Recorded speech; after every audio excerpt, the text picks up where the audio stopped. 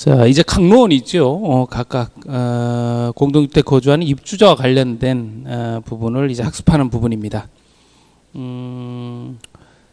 이제 입주자 대표 회의나 또 분쟁 이러한 부분들에 대한 부분이 이제 잘 출제가 되고 있죠. 예. 자, 이쪽에서 이제 어떤 내용을 이제 여러분들 학습하셔야 되는지 살펴보시고 본격적인 내용은 교재를 통해서 확인하도록 합니다.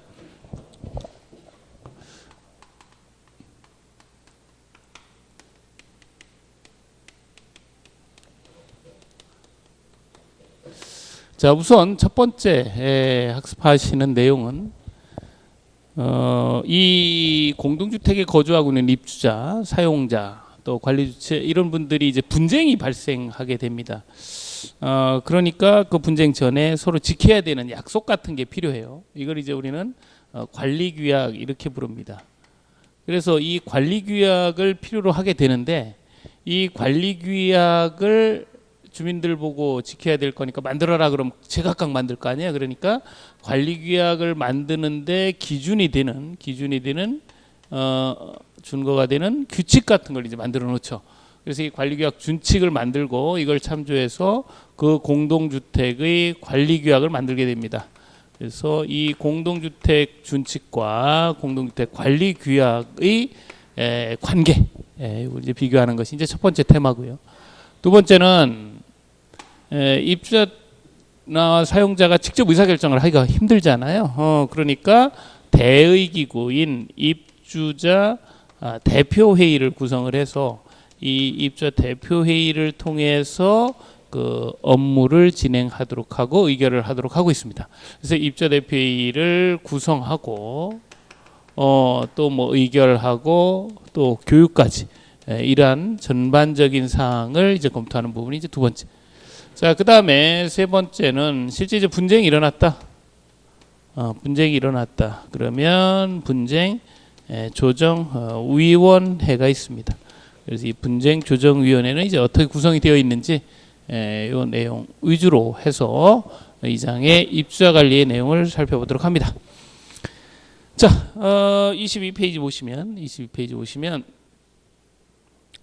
공동주택 관리규약 등 돼 있고 관리규약 준칙 돼 있어요. 그래서 이 준칙은 누가 만드나 보니까 시도지사가 만듭니다. 시도지사가 만들어 놓은 준칙을 참조를 해서 그 관리규약을 만들게 돼요.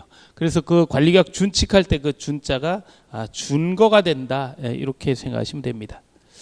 자, 이렇게 돼 있고요. 그 2번에 보시면 관리주체 동의 의무라는 게 있죠. 관리주체 동의 의무. 그래서 입주자 등이 공동주택에 거주를 하면서 일정 행위라든지 또 뭐 이삿짐 날르다가 뭐 이렇게 공용 부분에다 뭐 이렇게 물건을 적치한다든지 또 광고물 표지물 표지를 부착한다든지 또 애완견을 사육한다든지 또 실외기를 부착한다든지 또 정화조 시설 이런 데 출입을 한다든지 또 전기자동차 이동형 충전기 충전을 위한 RFID 택 부착을 한다든지 이런 것들은 이제 관리주체의 동의를 받아라. 다만 그 동그라미 2번에서 보시는 것처럼 맨 마지막 밑에 세 번째 줄 보시면 이 실외기를 부착하는 거 관리주체 동의를 받아야 되는데 요즘은 이제 주택건설 기준 등에 관한 규정에서 보면 실외기 공간이 세대 안에 있어요. 요즘 지어지는 것들은 그렇습니다. 그래서 이런 경우는 바깥에 부착하시면 안 돼요. 그럴 때는 이제 금지 행위로 해라라는 이야기를 하고 있습니다. 자, 이렇게 해서 이제 준칙의 내용을 보셨고, 자, 이 준칙을 참조해서 공동주택 관리 규약을 정하도록 하고 있다. 이 관리 규약은 준칙을 참조해서 입주자, 사용자가 정합니다. 준칙을 참조해서 정합니다. 그런데 이 관리규약은 처음에 만드는 경우가 있고 공동주택 만들어지면 처음에 만드는 경우가 있고 중간에 이제 개정하는 경우가 있죠. 처음에 만드는 경우는 입주하기 전에 그러니까 한 집이 입주를 하더라도 이 관리규약은 써야 되잖아요. 그러니까 그 전에 누군가 만들어놔야 되죠. 그래서 초기 제정하는 경우에 제안자와 제정자를 보면 요거는 사업 주체가 제안을 하고 제정은 입주 예정자 예정자 과반수 동의로 결정이 돼요. 근데 이제 중간에 개정을 하겠다. 그때의 제안은 입주자 대표회의의 의결로 제안을 할 수가 있고 또는 전체 입주자 등 10분의 1 이상이 제안을 할 수도 있습니다. 중간 개정의 효력은 전체 입주자 등 과반수 찬성이죠. 자, 근데 이제 요 내용은 가만 보시면, 요 개정 내용 가만 보시면 지난 시간에 공부했던 관리 방법의 결정 방법과 같아요. 방법을 결정하는 방법하고 같습니다. 일단 뭐 이렇게 보시고, 그래서 이제 요 내용이 이제 우리 이제 23페이지에 되어 있죠. 23페이지. 거기 보시면 1번 제정, 그래서 입주자 등은 관리계약 준칙을 참조하여 관리계약을 정한다. 이 경우에 뭐 임대료에 관한 사항은 이런 어린이집의 안전적인 운영이나 어떤 보육 서비스의 질적 수준 이런 걸 감안해서 정해라. 그러니까 바꿔 얘기하면 뭐냐면 임대료 너무 받지 말아라. 그 얘기. 임대를 너무 많이 받아서 임대사업자가 이런 어떤 그 아이들의 어떤 뭐 간식이나 이런 거에 영향을 미칠 수 있잖아요. 그 수익이 너무 안 나면 그러니까 그런 걸 잘 적절하게 고려해서 결정을 해야 된다. 그리고 이제 사업 주체가 어린이집에 대한 사업자 결정권을 가지고 있습니다. 초기에 그렇게 되는 경우에는 그렇게 한다라는 이야기를 입주 예정자한테 의결을 받아야 돼요. 그래서 여기 이제 나와 있는 것처럼 동그라미 2번 사업 주체는 입주 예정자와 관리 계약을 체결할 때 관리계약 제정안을 제안을 하는데 다만 입주자 대표회의가 구성되기 전에 어린이집 임대 계약을 체결하려는 경우에는 사업 주체가 3개월 전부터 안을 제안할 수 있다. 그래서 3개월 입주 개시 3개월 전에 제안이 가능하다. 자, 이렇게 봤습니다. 자, 양가로 2번 보시면 최초 관리계약 제정 절차는 최초의 관리 규약은 사업 주체가 제안한 내용을 해당 입주자 과반수 서면 동의에 의한 방법으로 결정이 됩니다. 라고 이야기를 했죠. 자, 중간에 이렇게 제정된 관리계약이 개정되는 절차는 개정 목적이나 종전의 관리규약이나 관리계약 준칙과 달라진 내용들을 적어서 그 밑에 박스 보시면 하단부에 10조 각호의 방법, 3조 각호의 방법 자 이렇게 돼 있고 입주자 대표회의의 의결로 제안하고 입주자 대표회의 의결로 제안하고 전체 입주자 등 과반수 찬성. 또 전체 입주자 등 10분의 1 이상이 제안하고 전체 입주자 등 과반수 찬성. 이런 방법은 아까 관리 방법을 자치냐 위탁이냐 결정하는 방법과 같다 그랬죠. 이러한 방법으로 관리 규약이 개정이 됩니다. 그래서 그 절차 비교해서 정리를 하셨습니다. 자, 이렇게 관리 규약이 만들어졌다면 관리 규약 신고하죠. 신고. 그래서 관리 규약을 신고. 그러면 입주자 대표의 회장은 이 관리 규약이 만들어졌다 해서 이제 시장 등에게 신고를 하도록 하고 있어요. 그래서 이 재정 신고는 사업 주체가 하고 개정 신고는 입주자 대표 회장이 하게 됩니다.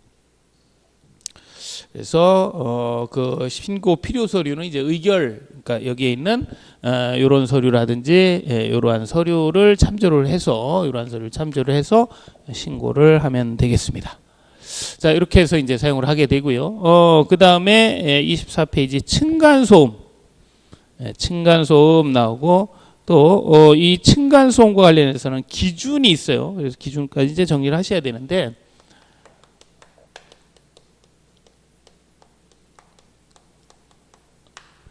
자, 공동주택에 거주하고 있습니다. 쭉 어느 곳에 어떤 소음이 어느 곳에 어떤 곳에 영향을 미치면 그걸 층간소음이라 그래요. 이렇게 영향을 미칠 수도 있고 얘가 이렇게 영향을 미칠 수도 있습니다. 뭐 음향기기 크게 틀면. 그러니까 어떤 방향이나 이런 거 묻질 않고 이렇게 이제 층간소음이 빚어질 수가 있어요. 그럼 층간소음은 어떻게 해결하냐면 예전에는 이렇게 층간소음에 피해를 입혔다. 뭐 요건 이제 하나만 가지고 얘기를 하죠. 이렇게 이제 층간소음에 피해를 미쳤다 그러면 이 사람한테 가서 이야기하면 다툼이 될 수 있으니까 이 사람이 관리 주체한테 가죠. 그래서 조사를 해달라 그러면 관리주체가 이렇게 조사를 합니다. 조사를 해요. 조사를 해보니까 소리가 커요. 그러면 권고를 할 수가 있습니다. 좀 뭐 저감시켜달라. 그래서 요 입주자, 피해를 끼친 입주자가 이게 응해야 되는데 응하지 않을 수도 있죠. 그러면 분쟁조정위원회에 갈 수가 있어요. 이 분쟁조정위원회는 관리와 관련된 관리분쟁조정위원회나 환경분쟁조정위원회, 환경분쟁조정위원회 다 가능합니다. 환경분쟁조정위원회. 예. 자, 24페이지 보시면 층간소음이란 뭐 어떤 형태든 다 이야기한다 말씀을 드렸고, 그 절차와 관련해서 관리주체한테 이야기하면 관리주체가 조사 권고한다라는 거죠. 그리고 25페이지 보시면 관리주체 조치에도 불구하고 발생될 경우에는 관리분쟁조정위원회나 환경분쟁조정위원회 조정 신청이 가능하다. 예, 내용까지 보셨습니다. 자, 그러면 이제 관리주체가 조사하고 권고하려면 기준을 알아야 되죠. 그 기준은 25페이지에 나와 있습니다. 층간소음 구분, 자 이렇게 돼 있고, 거기 나와 있는 1분간의 등가소음도나 최고소음도로 이렇게 구분하는 직접 충격 소음과 5분간의 등가소음도로 구분하는 공기전달소음.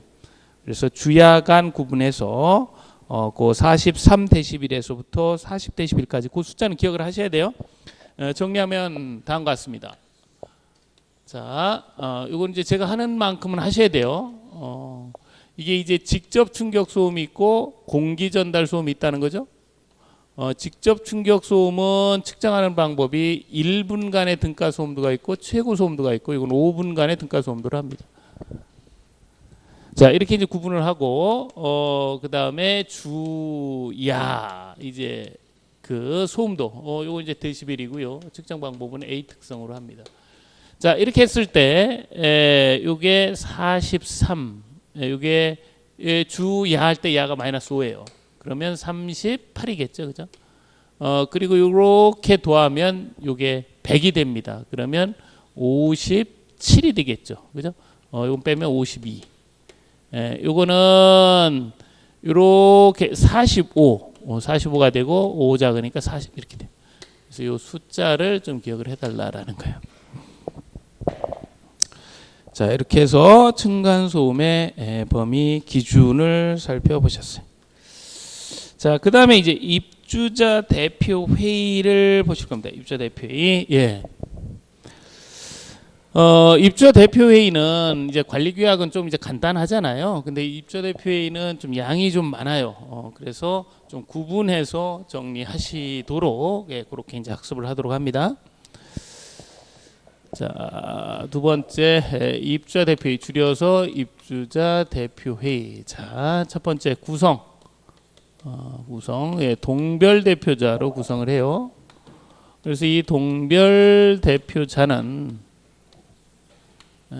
자격이 있어야 돼요. 그러니까 쉽게 얘기해서 세입자는 안 되고 소유자여야 되는데, 이제 구체적인 자격 요건을 갖춰야 되고, 또 이렇게 이제 결격 사유에 해당하면 동별 대표자가 될 수 없습니다. 자, 이렇게 해서 동별 대표자로 임원을 선출하게 돼요. 선출. 그래서 500세대 이상의 경우와 500세대 미만의 경우에 임원의 선출 방법이 있습니다. 그래서 500세대 이상의 경우에 회장, 감사, 이사. 또 500세대 미만의 회장, 감사, 이사. 그래서 요 내용을 이제 정리를 해서 이제 의결이라든지 또 회의, 예, 이러한 부분까지 이제 연결이 될 수 있어야 되는데, 양이 많으니까요. 반드시 단락단락 구분해서 정리할 수 있도록 합니다. 자, 26페이지 보시면 입주대표의 구성, 자 이렇게 되어 있고요. 구성원이라고 되어 있습니다. 구성원. 구성원이라고 하는 개념은 일단 관리규약에 있다, 이렇게 보시면 돼요. 관리규약. 그러니까 뽑힌 사람이 아니고 뽑기로 한 사람이 이제 구성원이 됩니다. 뽑기로 한 사람. 그래서 이 뽑기로 한 사람은 최소 4명 이상이 되어야지 입주대표를 구성을 할 수가 있어요. 그 이유는 이 임원이 회장 하나, 감사 둘 이상, 이사 1명 이상으로 최소 인원이 이제 4명 이상이 되어야지 구성을 할 수 있다. 이렇게 볼 수가 있습니다. 자, 26페이지 보시면 양가로 이번에 입주대표의 구성, 자 이렇게 돼 있고 동별대표자의 자격 이렇게 돼 있습니다. 그래서 이 자격 요건이나 결격 사유를 지금부터 이제 보실 텐데 이 자격 요건이나 이 결격 사유의 어떤 기준점은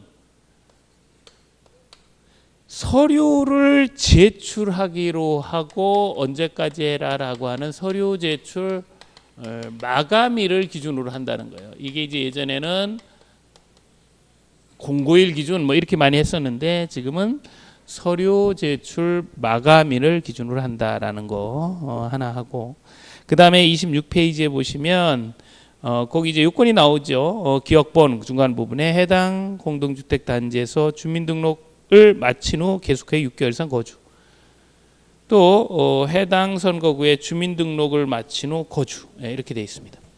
자, 그래서 자격 요건에 단지에서 주민등록을 마치고 계속해서 6개월 이상 거주하고 있는 입주자. 또 그 선거구에서도 주민등록을 마친 후 거주. 6개월 거주죠. 예. 당연히 입주자죠. 이렇게 이제 단지에도 주민등록이 되어 있고 선거구에도 주민등록이 되어 있고 거주해야 된다. 이렇게 이제 이야기를 한 이유는 두 개 동에 뭐 101호, 그러니까 101동하고 115동 두 개 아파트 단지를 소유한 사람이 101호에 거주하면서 115동은 나오지 말아라 이제 그 얘기예요. 선거구에도 거주를 해야 된다. 이제 이런 의미로 이렇게 이제 내용을 좀 복잡하게 이제 정리가 된 겁니다. 자, 어쨌든 이런 이제 요건을 가진 사람 중에서 이제 뽑게 돼요. 그래서 이제 선출은 이제 1명 출마하는 경우가 있고 2명 이상 출마하는 경우가 있죠. 이렇게. 그러면 이제 그 뽑아야 되는데 1명 출마하면 우리는 이제 무투표 당선 뭐 이렇게 되면 이건 그렇지 않습니다. 과반수 그 선거구 과반수 투표에서 과반수 득표를 해야 돼요. 그러니까 오히려 더 어려울 수도 있습니다. 요 과반수 투표를 하는 자는 선거구의 입주자 등이에요. 그러니까 자격은 사용자는 안 되지만 전세입자는 안 되지만 투표는 할 수 있다. 이제 그 얘기가 되죠. 이렇게 되고 2명 이상이다 그러면 선거구 입주자 등이 과반수 투표를 해서 다득표, 최다 득표자가 되겠죠. 최다 득표자가 당선이 되는 겁니다. 자, 이렇게 해서 이제 동별 대표자가 뽑히게 되죠.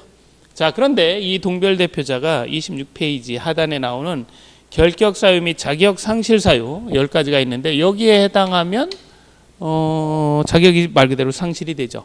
27페이지 보시면 미성년자, 피한정 후견인, 피성년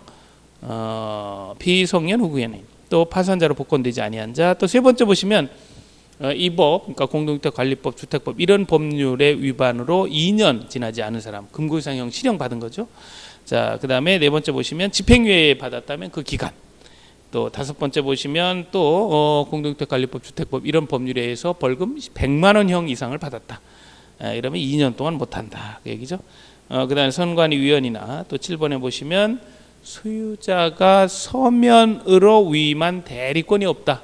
이래도 안 돼요. 그러니까 배우자라고 해서 무조건 할 수 있는 게 아니라 서면 위임권을 가지고 와야 됩니다. 그 다음에 네 번째 보시면 해당 관리주체 소속 임직원 또 사업자로 지정된 자의 소속 임원. 이 경우는 자격 요건에서 결격사유에 해당이 돼요. 쉽게 얘기해서 내가 우리 아파트 위탁관리 회사의 임원인데 혹은 뭐 직원인데 우리 아파트 단지에 내가 대표자가 될 수 없다 그 얘기죠. 자, 그 다음에 9번 보시면 사퇴한 날로부터 1년, 해임한 날로부터 사퇴한 날로부터 1년, 해임한 날로부터 2년. 근데 이제 해임 요구를 받아 사퇴한 거는 해임으로 봅니다. 2년. 예. 그 다음에 관리비 등을 최근 3개월 이상 연속 체납한 경우. 자, 어쨌든 여기 이제 결격 사유에 해당이 되면 자격이 자동으로 상실이 됩니다. 자, 그 27페이지 그 동그 디귿번 보시면 중간 부분에 임기 중에 따른 이러한 자격 요건에서 영향을 미치거나 아니면 이 결격 사유에 해당이 된다면 당연 퇴임한다 이런 표현이 나와요. 당연히 퇴임한다. 별도의 해임 절차를 밟지 않아도 당연히 퇴임한다 이렇게 볼 수가 있습니다. 자, 그 다음에 27페이지 입주대표의 임원의 선출. 자, 이렇게 돼 있고요. 입주대표회의에는 회장, 감사 2명 이상, 이사 1명 이상을 두는데 각호 구분에 따라 선출한다 이렇게 돼 있죠. 그래서 28페이지에 보시면 500세대 이상과 500세 미만으로 구분합니다. 그래서 이제 회장, 감사, 이사, 또 회장, 감사, 이사 이렇게 되는데 큰 틀을 먼저 말씀을 좀 드리면 500세대 이상은 이 회장, 감사의 경우는 전체 입주자 등이 뽑아요. 입주자 등이 뽑고 이사는 입주자 대표에서 뽑습니다. 500세대 미만은 전체를 입주자 대표회의에서 뽑아요. 그런데 이렇게 전체 입주자 등이 뽑는데 뽑히지 않으면 입주자 대표에서 뽑을 수 있습니다.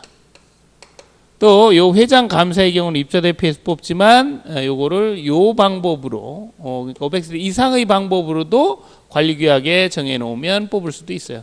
좀 이제 복잡한데요. 그 내용을 정확히 큰 틀에서 이해를 하고 출발하셔야 돼요. 자, 28페이지 보시면 그 박스 위에 박스 보시면 500세 이상이다 하게 되면 회장은 가번 보시면 후보자가 2명 이상이다. 그러면 전체 입주자 등 10분의 1 이상이 투표해서 최다 득표자가 되고 1명의 경우는 10분의 1 이상이 투표해서 과반수 이상 찬성해야 되죠.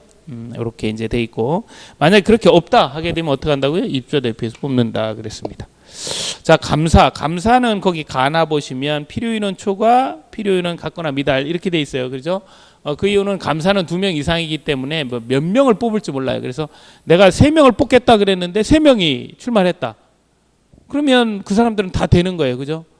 그러면 같거나 미달하는 경우니까 10분의 1 이상이 투표해서 과반수 이상 득표 받으면 되고 또 필요인원을 초과하는 경우는 위에서부터 다득표자 순으로 되면 되죠. 그래서 10분의 1 이상이 투표해서 다득표자 순으로 당선이 되는 겁니다. 자, 이렇게 보셨고 이사는 뭐 어떠한 일이 있어도 다 입주자 대표회의에서 뽑게 돼요. 그 다음에 2번 보시면 500세 미만의 공동주택의 경우 보시면 회장감사의 경우는 입주자 대표회의에서 선출하는데 이렇게 선출하는데 관리규약으로 정했다면 이 방법도 가능하다 그랬죠.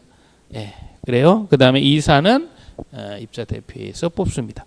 자, 이렇게 해서 이제 회장감사 이사가 뽑히면 이제 구성 신고를 하시면 되죠. 자, 그 다음에 이제 28번 보시면 거기 디귿번 보시면 공동체 활성화 이사라는 이야기가 나오죠.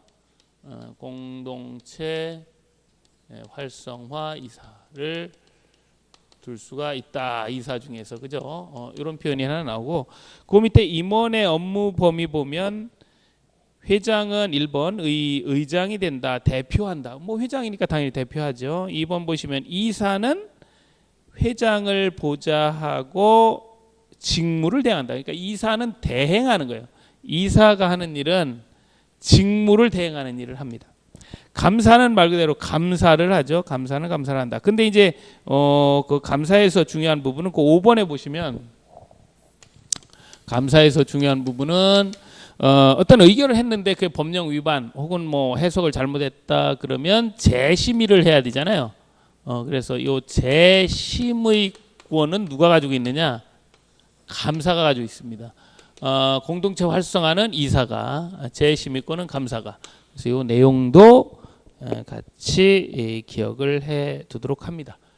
자, 이렇게 해서 이제 임원을 다 뽑았어요. 그럼 이제 동별대표자의 임기를 보실 텐데, 동별대표자의 임기는 2년이죠. 2년. 그리고 한 번만 중임이 가능합니다. 한 번만. 중임이 가능하다. 2년 한 번만 중임이 가능하다. 자, 그래서 29페이지 보시면 맨 위에 동별대표자의 임기는 2년으로 한다 돼 있고 니은번에 한 번만 중임할 수 있다 이렇게 돼 있죠. 자, 근데 그 디귿번 보시면 이해의 선출 공고에도 불구하고 동별대표자의 후보자가 없는 선거구의 경우에는 동별대표자를 중임한 사람도 선출 공고를 거쳐 2분의 1 이상의 찬성으로 다시 동별대표자로 선임될 수 있다라는 부분도 있죠. 자, 이렇게 이제 한 번만 중임을 하기 때문에 한 번 중임한 사람은 이제 못 하는데, 이 사람이 할 수 있는 경우는 2회 선출 공고를 했는데도 더 이상 없는 경우죠. 이렇게 했는데도 없다 그러면 중임한 사람도 그 선거구 입주자 등 2분의 1 이상의 동의를 받으면 이렇게 중임한 사람도 동별대표자가 가능하다. 중임을 완화했다. 이런 내용으로 볼 수가 있습니다. 자, 그 다음에 이제 해임을 보실 텐데, 해임은 어떻게 하느냐 이렇게 되는데, 해임은 이렇게 하는 거예요. 선임의 방법, 선출의 방법으로 합니다. 그러면 자, 동별대표자 어떻게 뽑았어요? 동별대표자 이렇게 뽑았죠. 그러니까 해임도 이렇게 한다 그 얘기예요. 자, 회장, 감사, 입주자 등이 뽑은 게 있고 입주자 대표에서 뽑은 게 있죠. 입주자 등이 뽑은 건 입주자 등이 해임하고, 입주자 대표에서 뽑은 거는 관리규약에서 정하는 바대로 해임을 하게 됩니다. 자, 그래서 뽑힌 대로 한다 이렇게 생각하시면 돼요. 이렇게. 그래서 동별대표자는 이렇게 뽑았으니까 이렇게 똑같이 해임하는 거예요. 그 다음에 입주자 대표 임원도 전체 입주자 등이 뽑은 거는 전체 입주자 등이 해임을 하고, 또 입주자 대표에서 뽑은 거는 입주자 대표에서 해임하라고 하면 이상하니까 관리규약으로 정하는 방법대로 해임을 하면 됩니다. 자, 이렇게 해서 해임 부분까지 보셨어요. 자, 그 다음에 이제 이 공정한 선거 관리를 하기 위해서 선거관리위원회를 두도록 하고 있습니다.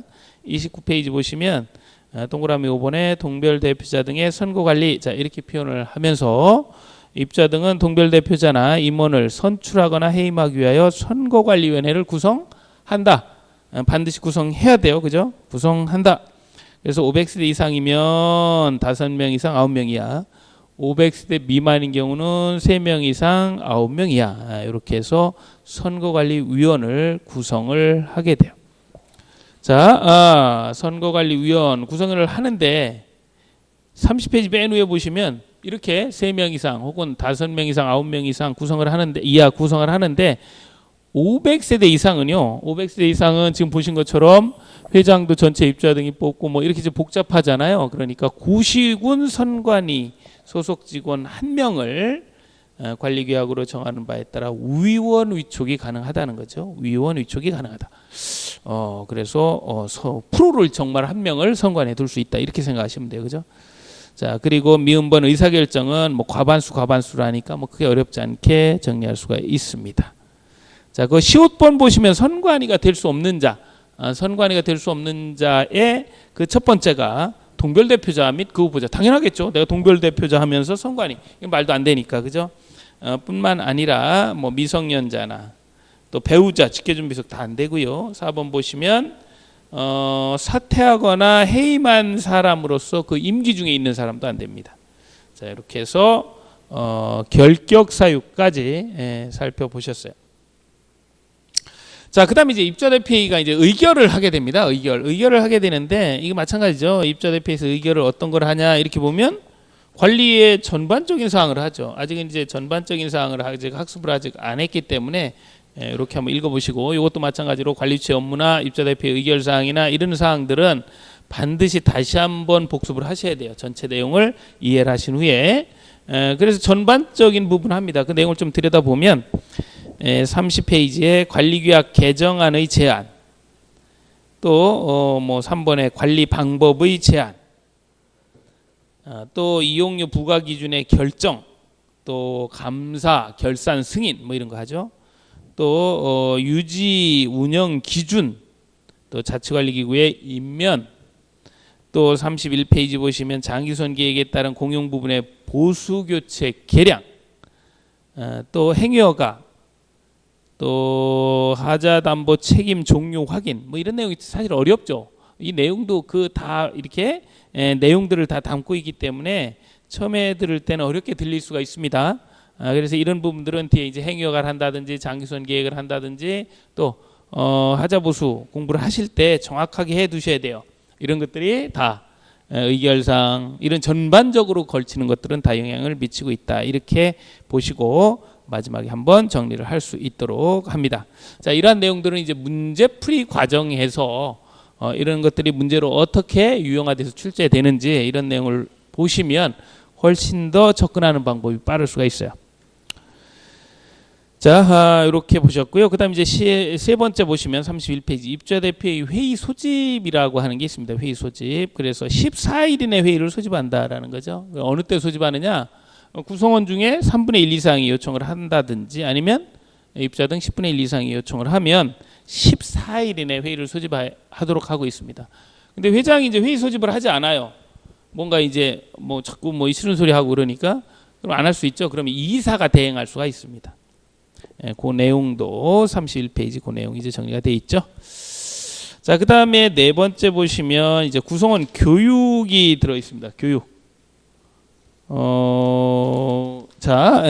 이 교육과 관련해서 입주자 대표의 구성원 교육이 아니고 구성원 등의 교육이잖아요. 그 얘기는 이런 동별 대표자뿐만 아니고 구성원이니까 이뿐만 아니고 구성원 등이니까 등은 여기서 이제 입주자 등을 얘기합니다. 그러니까 이 동별 대표자나 입주자 원하는 입주자 등은 교육을 받을 수 있다 이 얘기죠. 동별 대표자는 반드시 받아야 돼요. 입주자 등은 필요하면 받습니다. 이렇게 돼 있다. 이 교육은 누가 실시를 하느냐? 시장군수 구청장이에요. 시장 등이 실시합니다. 자, 그래서 31페이지 보시면 밑에 세 번째 줄 시장군수 구청장은 입주자 대표의 구성원에게 운영과 관련하여 필요한 교육 및 윤리 교육을 실시하여야 한다. 그죠? 하여야 한다. 또한 시장군수구청장은 입주자 등이 희망하는 경우에는 입주자 등에게 교육을 실시할 수 있다. 이렇게 돼 있죠? 자, 거기 32페이지 보시면 교육 시간이 돼 있는데 교육 시간은 매년 실시하는데요. 매년 실시하는데 한 번 할 때 4시간을 해요. 4시간을 한다. 이렇게 보시면 됩니다. 자, 이렇게 해서 이제 입주자 대표회의를 보셨는데 입주자 대표회의는 이제 말씀드린 것처럼 이 자격 요건이나 결격 사유 이런 것들이 양이 많아요. 그래서 한 번에 하기가 힘들고 또 뭐 임원 선출 과정이라든지 또 뭐 임기나 해임 또 의결이나 회의 이런 내용들이 이제 복잡하니까 반드시 구분해서 정리를 할 수 있도록 합니다. 자, 그 다음에 이제 세 번째 테마는 이제 분쟁조정위원회죠. 분쟁조정위원회 검토해 보도록 합니다.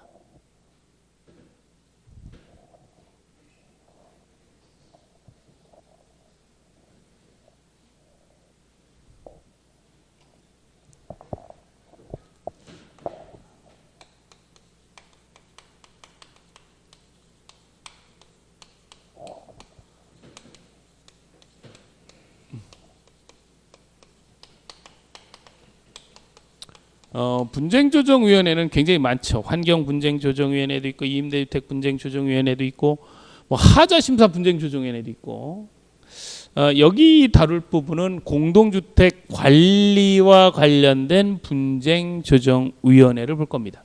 그래서 공동주택 관리 분쟁조정위원회는 두 가지가 있어요. 두 가지.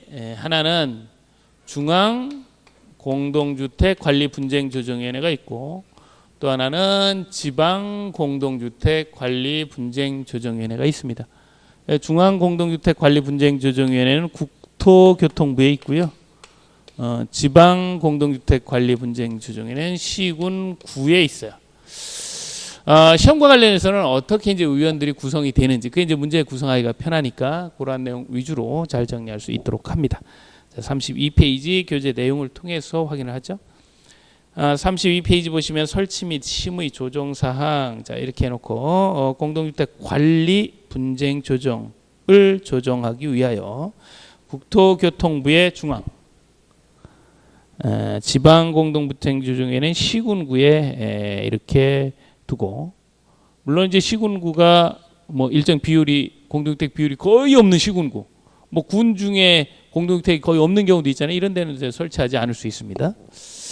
자, 중앙 공동주택 관리 분쟁 조정위원회와 지방으로 구분이 된다라는 걸 이제 확인을 해봤고요. 이 공동주택 관리 분쟁 조정위원회는 어떤 부분들에 대한 분쟁 조정을 하냐면 관리와 관련된 분쟁 조정은 다 한다 이렇게 보시면 돼요. 다만 뭔 안 해요? 하자와 관련된 부분을 하지 않습니다. 왜요? 요거는 요거 하라고 하자 심사 분쟁 조정위원회라는 게 별도로 있어요. 그러니까 공동주택 관리 분쟁 조정위원회에서 심의하지 않는 게 뭐냐? 그럼 하자 이렇게 하시면 돼요. 자, 이렇게 해서 정리를 해 봤고요. 그러면 이제 중앙하고 지방은 이제 어떻게 업무가 관할이 되냐면, 중앙은 지방하고는 다르게, 지방은 뭐 가까이에 있지만 이게 좀 멀리 있잖아요. 그러니까 요 중앙은 일정 경우에만 이렇게 업무를 하도록 하고 있어요.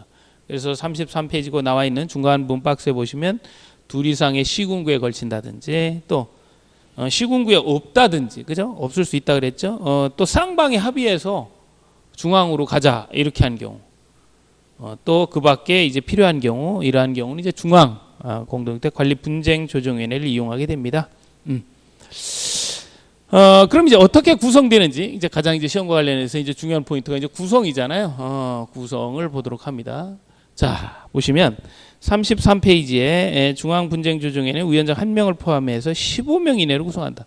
15명 이내로 구성한다. 물론 이제 지방은 보시겠지만 지방은 10명 이내요. 이런 차이점이 있습니다. 이내로 구성이 됩니다.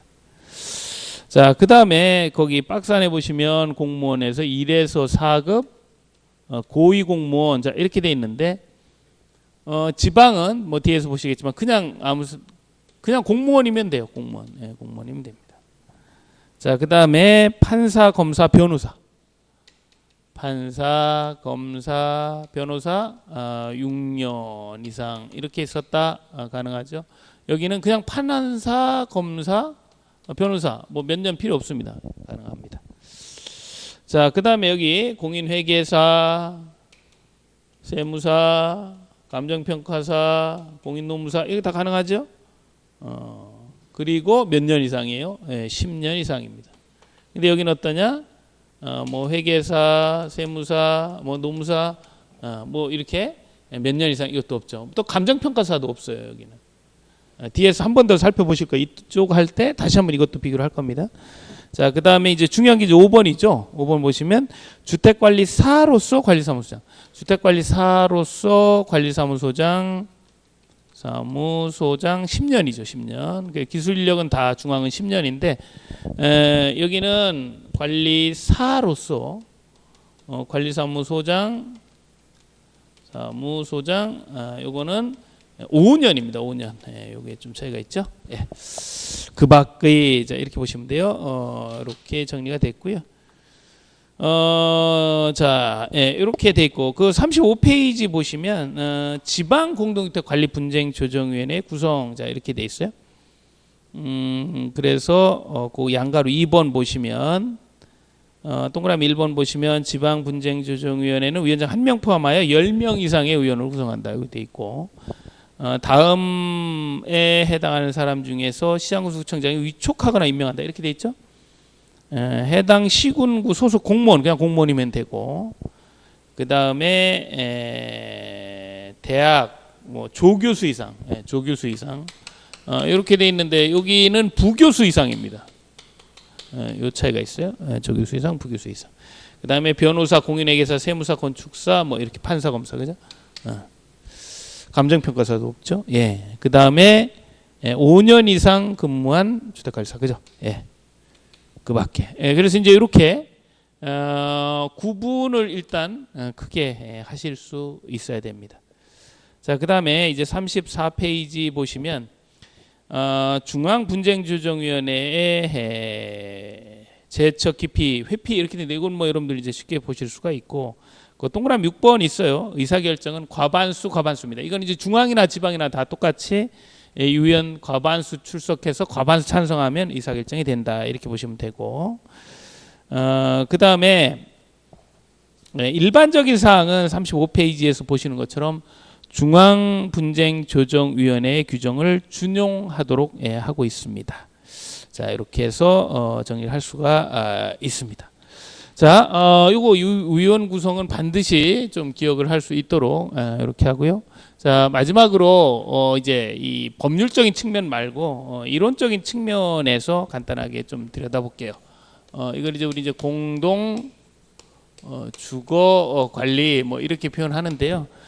여기서는 이론적인 측면에서 주택과 주거를 구분합니다. 주택은 공간 자체를 주택이라고 하는 반면에 주거는 이 공간 속에서 살고 있는 구성원들의 어떤 삶이나 문화 이런 거를 주거라 그래요. 그래서 우리가 공동 주택 관리 그러면 뭐 행정 관리 뭐 또 뭐 기술 관리 이런 표현들을 하는데, 공동 주거 관리 이렇게 하면 여기에 이러한 삶과 문화가 있기 때문에 어떤 공동체가 같이 들어가게 됩니다. 그래서 여기에서는 뭐 하드웨어 관리, 소프트웨어 관리, 뭐 휴먼웨어 관리 이런 식으로